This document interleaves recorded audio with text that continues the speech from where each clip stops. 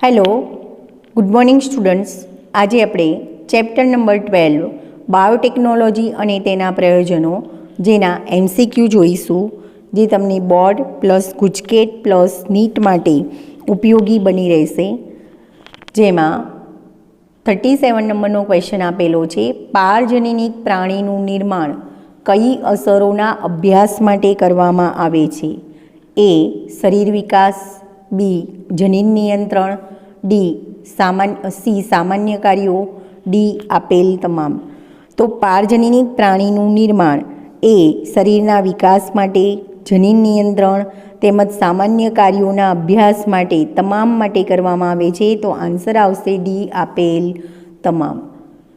Next, વર્તમાન સમયમાં cancer, cystic fibrosis, સંધિવા જેવા માનવ રોગો માટે મોડેલ તરીકે કોનો ઉપયોગ થાય છે? એ. રૂપાંતરિત પ્રાણી, બી. સંકરિત પ્રાણી, સી. આંતરસંકરિત પ્રાણી, ડી. ટ્રાન્સજેનિક પ્રાણી. તો વર્તમાન સમયમાં કેન્સર, સિસ્ટિક ફાઇબ્રોસિસ, સંધિવા જેવા માનવ રોગો માટે મોડેલ તરીકે ટ્રાન્સજેનિક પ્રાણીનો ઉપયોગ કરવામાં આવે છે. નેક્સ્ટ ક્વેશ્ચન છે, માનવ પ્રોટીનનો ઉપયોગ ખાલી જગ્યા સારવાર માટે કરવામાં આવે છે. એ. કેન્સરની સારવાર માટે, B. Alzheimer, C. Emphysema, D. આપેલ તમામ.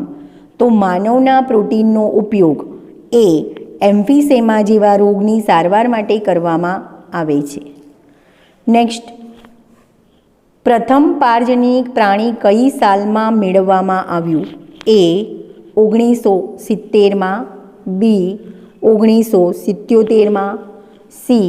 1980, ડી. 1972. તો પ્રથમ પારજનીનિક પ્રાણી એ 1977માં મેળવવામાં આવ્યું હતું. નેક્સ્ટ ક્વેશ્ચન છે, કયું પ્રાણી સૌપ્રથમ ટ્રાન્સજેનિક પ્રાણી તરીકે ઓળખાય છે? એ. કૂતરું, બી. ગાય, સી. ભેંસ, ડી. ઘેટું. તો સૌપ્રથમ ટ્રાન્સજેનિક પ્રાણી એ રોઝી ગાય છે, એટલે અહીંયા આન્સર આવશે ગાય. નેક્સ્ટ ક્વેશ્ચન છે, સૌપ્રથમ ટ્રાન્સજેનિક ગાય તરીકે ખાલી જગ્યા ઓળખાય છે? રોઝી, રૂબી, રોઝી, ડોલી. તો અહીંયા સૌપ્રથમ ટ્રાન્સજેનિક ગાય તરીકે ROSIE રોઝી ગાય ઓળખાય છે. નેક્સ્ટ ક્વેશ્ચન છે, સૌપ્રથમ પારજનીનિક ગાય ખાલી જગ્યાના ઉત્પાદન માટે ઓળખાય છે? એ. આલ્બ્યુમિન સભર, બી. માનવ પ્રોટીન સભર, સી. વિટામિન સભર દૂધ, ડી. પ્રોટીન સભર દૂધ. તો અહીંયા આન્સર આવશે સૌપ્રથમ પારજનીનિક ગાય એ માનવ પ્રોટીન સભર દૂધના ઉત્પાદન માટે ઓળખાય છે. નેક્સ્ટ ક્વેશ્ચન છે, પારજનીનિક ગાયના 1 લીટર દૂધમાં પ્રોટીનનું પ્રમાણ કેટલું છે? એ. 2.5 ગ્રામ, બી. 2.4 ગ્રામ, સી. 2.5 milligram, D. 2.4 મિલીગ્રામ. તો પારજનીનિક ગાયના 1 લીટર દૂધમાં આશરે 2.4 ગ્રામ જેટલું પ્રોટીનનું પ્રમાણ જોવા મળે છે. નેક્સ્ટ, રોઝી ગાયનું દૂધ મનુષ્યનું કયું પ્રોટીન ધરાવે છે? A. Alpha lactalbumin, B. Beta lactalbumin, C. A અને બી બંને, ડી. એક પણ નહીં.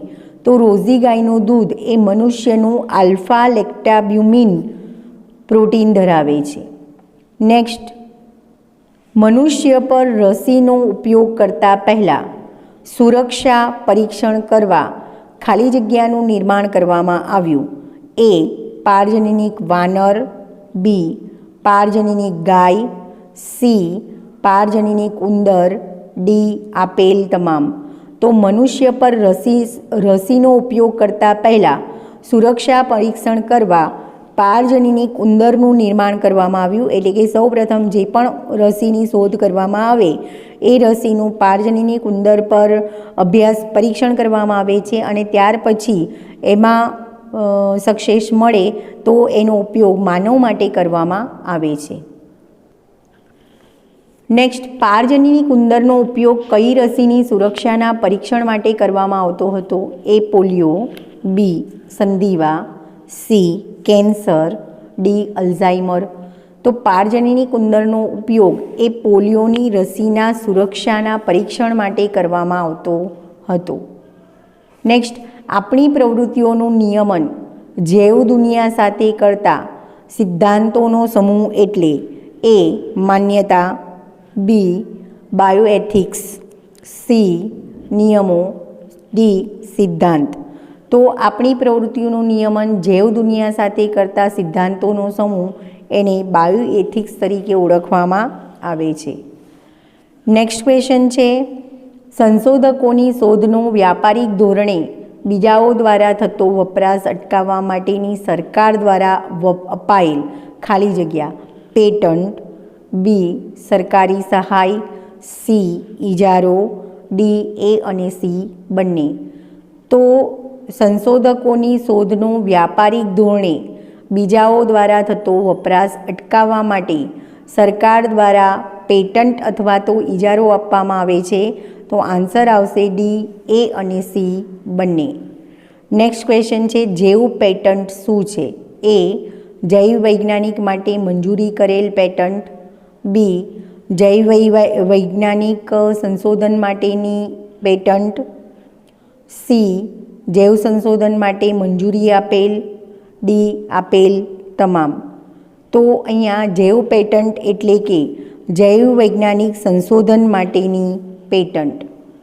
નેક્સ્ટ ક્વેશ્ચન છે, જૈવ પેટન્ટ માટે કઈ બાબતને ધ્યાનમાં લેવામાં આવે છે? એ નવી સંકલ્પના કે ઢાંચા અંગે, બી અગાઉની શોધમાં કરેલ સુધારા અંગે, સી પેદાશને ઉત્પાદનની પ્રક્રિયામાં કરેલ સુધારા અંગે, ડી આપેલ તમામ. તો જૈવ પેટન્ટ માટે આપેલ તમામ બાબતો એટલે કે નવી સંકલ્પના કે ઢાંચા અંગે, અગાઉની શોધમાં કરેલા સુધારા અંગે અને પેદાશને ઉત્પાદનની પ્રક્રિયામાં કરેલ સુધાર અંગે આ તમામ બાબતોનો સમાવેશ થાય છે. એટલે આન્સર આવશે ડી આપેલ તમામ. નેક્સ્ટ, હજારો વર્ષ પહેલાંની એશિયાની ખેતીના ઇતિહાસમાં કોનું વર્ણન જોવા મળે છે? એ ચોખા, બી બાજરી, સી મકાઈ, ડી શેરડી. તો હજારો વર્ષ પહેલાંની એશિયાની ખેતીના ઇતિહાસમાં ચોખાનું વર્ણન જોવા મળે છે. નેક્સ્ટ, ભારતમાં ચોખાની કેટલી જાતિઓ જોવા મળે છે? એ 2.5 લાખ, બી 2 લાખ, સી 1 લાખ, ડી 4.3 લાખ. તો ભારતમાં ચોખાની લગભગ 2 લાખ જેટલી જાતિઓ જોવા મળે છે. નેક્સ્ટ, ચોખાની કઈ જાત તેની અનોખી સુગંધ અને સ્વાદ માટે પ્રચલિત છે? એ સોનેરી ચોખા, બી ચોખા, સી બાસમતી ચોખા, ડી મકાઈ. તો ચોખાની કઈ જાત અનોખી સુગંધ અને સ્વાદ માટે પ્રચલિત છે? તો બાસમતી ચોખા એ એની અનોખી સુગંધ અને સ્વાદ માટે પ્રચલિત છે. નેક્સ્ટ, કયા વર્ષમાં અમેરિકન કંપનીએ બાસમતી ચોખા પર યુએસ પેટન્ટ અને ટ્રેડમાર્ક કાર્યાલય દ્વારા ઇજારો પ્રાપ્ત કર્યો? એ 1970માં, બી 1971, સી 1977, ડી 1980. તો અમેરિકન કંપનીએ બાસમતી ચોખા પર યુએસ પેટન્ટ અને ટ્રેડમાર્ક કાર્યાલય દ્વારા ઇજારો 1977માં પ્રાપ્ત કર્યો હતો. નેક્સ્ટ ક્વેશ્ચન છે, ભારતીય બાસમતી ચોખાના જનન રસની પેટન્ટ કયા દેશે લીધી હતી? એ ચીન, બી પશ્ચિમ Africa, D Pakistan, C Pakistan, D America. તો ભારતીય બાસમતી ચોખાના જનન રસની પેટન્ટ અમેરિકાએ લીધી હતી. નેક્સ્ટ ક્વેશ્ચન, નીચેનામાંથી આપણા દેશની જૈવ સંપત્તિ કઈ છે? એ બાસમતી ચોખા, બી હળદર, સી લીમડો, ડી આપેલ તમામ. તો અહીંયા આન્સર થશે ડી આપેલ તમામ. બાસમતી ચોખા, હળદર અને લીમડો આપણા દેશની જૈવ સંપત્તિ છે. નેક્સ્ટ, જૈવ સંપત્તિની પેટન્ટનું અન્ય દેશ દ્વારા શોષણ એટલે ખાલી જગ્યા. જૈવ શોષણ, બી જૈવ તસ્કરી, સી જૈવ સુરક્ષા, ડી જૈવ વિઘટન. તો જૈવિક સંપત્તિની પેટન્ટનું અન્ય દેશ દ્વારા શોષણ એને જૈવ તસ્કરી તરીકે ઓળખવામાં આવે છે. જૈવ તસ્કરી એટલે કે આપણી જે જૈવ સંપત્તિ હોય, એટલે કે એક દેશની જૈવ સંપત્તિ હોય એ બીજા દેશના લોકો એ દેશની જાણ બહાર એની તસ્કરી અથવા તો ચોરી કરે છે, તો એને જૈવ તસ્કરી તરીકે ઓળખવામાં આવે છે. નેક્સ્ટ ક્વેશ્ચન તમને આપેલો છે, GEACનું પૂર્ણ નામ શું છે? A genome engineering approval company, B genome engineering approval committee, C genetic engineering approval company, D genetic engineering approval committee. બરાબર, તો અહીંયા GEACનું પૂર્ણ નામ થશે genetic engineering approval committee. Next, GEACનું કાર્ય એ પારજનીનિક સંશોધન સંબંધિત કાર્યોની માન્યતા, બી જનસેવાઓ માટે પારજનીનિક સજીવોના અમલીકરણની સુરક્ષા, સી એ અને બી બંને, ડી એક પણ નહીં. તો GEACનું કાર્ય છે પારજનીનિક સંશોધન સંબંધિત કાર્યોની માન્યતા તેમજ જનસેવાઓ માટે પારજનીનિક સજીવોના અમલીકરણની સુરક્ષા. તો અહીંયા આન્સર થશે સી એ અને બી બંને. નેક્સ્ટ ક્વેશ્ચન છે, મોબાઈલ જીનેટિક કોને કહે છે? એ પ્લાઝમિડને, બી ટ્રાન્સપોઝોન્સને, C RNA, D VNTRS.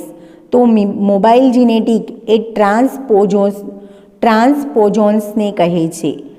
Next question છે, પારજનીની ગાયનું દૂધ મનુષ્યનું કયું પ્રોટીન ધરાવે છે?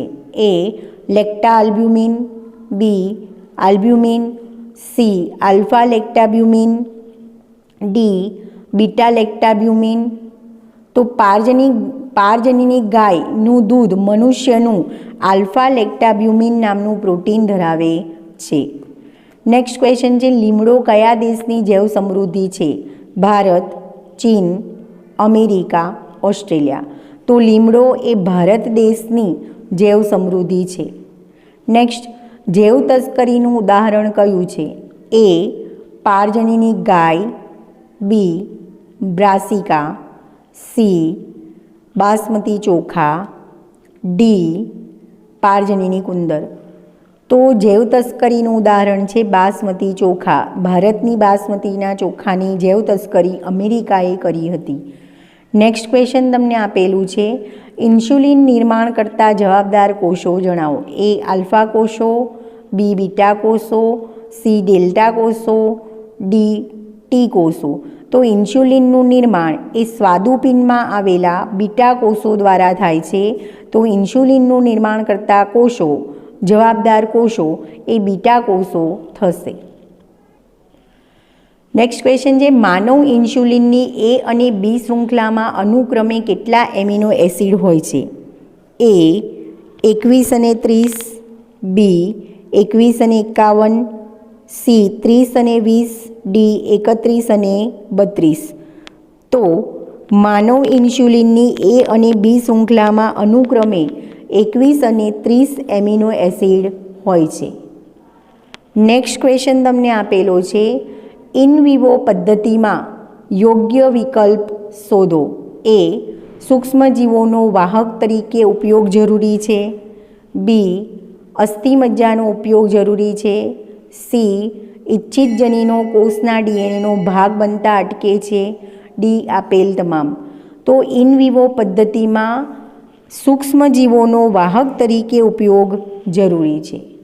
નેક્સ્ટ, સી પેપ્ટાઇડ કોને કહે છે? એ પ્રો ઇન્સ્યુલિન વધુ ખેંચાયેલું, બી પુખ્ત ઇન્સ્યુલિન, સી ઇન્સ્યુલિન સરળ સ્વરૂપે, ડી એક પણ નહીં. તો સી પેપ્ટાઇડ એટલે કે પ્રો ઇન્સ્યુલિન વધુ ખેંચાયેલું હોય એને સી પેપ્ટાઇડ તરીકે ઓળખવામાં આવે છે.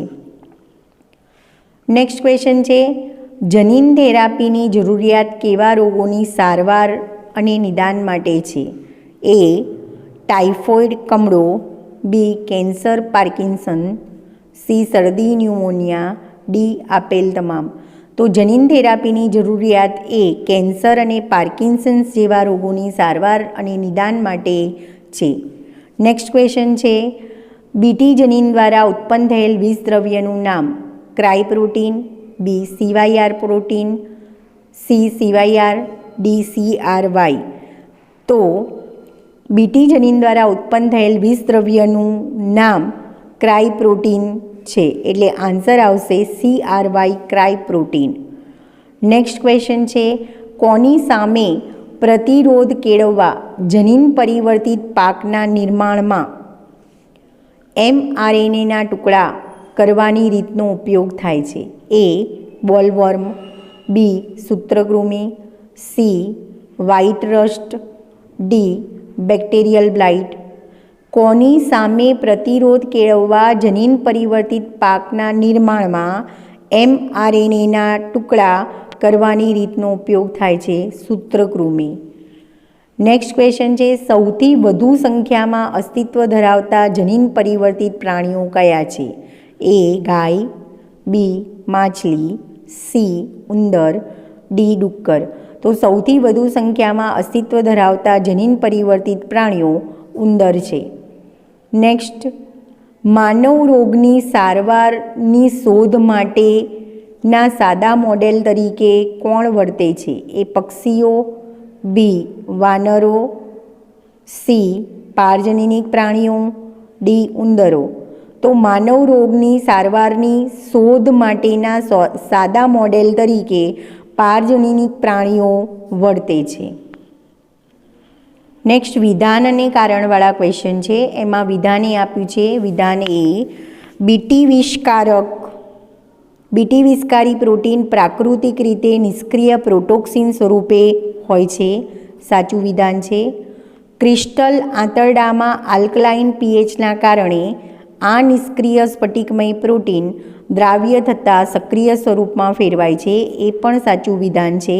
તો આન્સર આવશે વિધાન એ અને આર બંને સાચા છે. આર એ એની સાચી સમજૂતી કહેવાશે. નેક્સ્ટ ક્વેશ્ચન છે, વિધાન એ કીટકોના અધિચ્છદીય કોષો ફૂલીને ફાટી જાય છે. સાચું વિધાન.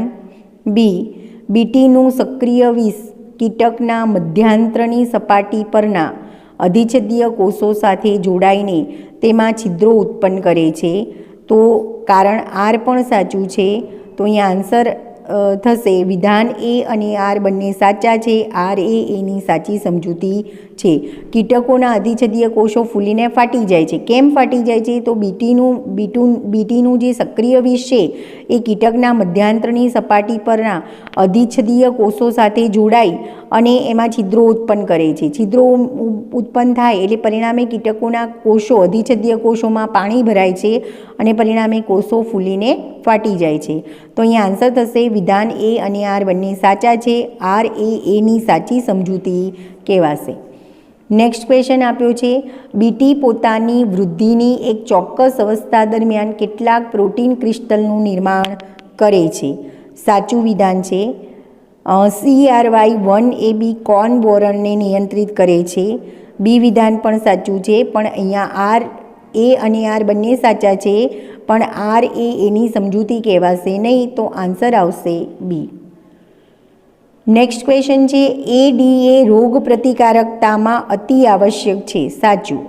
એડીએ માટે જવાબદાર જનીનના લોપ થવાથી થાય છે. સાચું. એ અને આર બંને સાચા છે.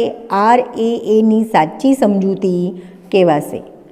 નેક્સ્ટ ક્વેશ્ચન છે, જીનેટિકલી એન્જિનિયર્ડ લસિકા કોષોને સમયાંતરે દર્દીના શરીરમાં દાખલ કરવાની જરૂર પડે છે. સાચું. કારણ એડીએ ઉત્પન્ન કરતા જનીનો પ્રારંભિક ભ્રૂણીય અવસ્થાના કોષોમાં પ્રવેશ કરાવવામાં આવે તો તેનો કાયમી ઉપચાર શક્ય બને છે. એ પણ સાચું વિધાન છે. અહીંયા એ અને આર બંને સાચા છે, પરંતુ આર એ એની સાચી સમજૂતી કહેવાશે નહીં.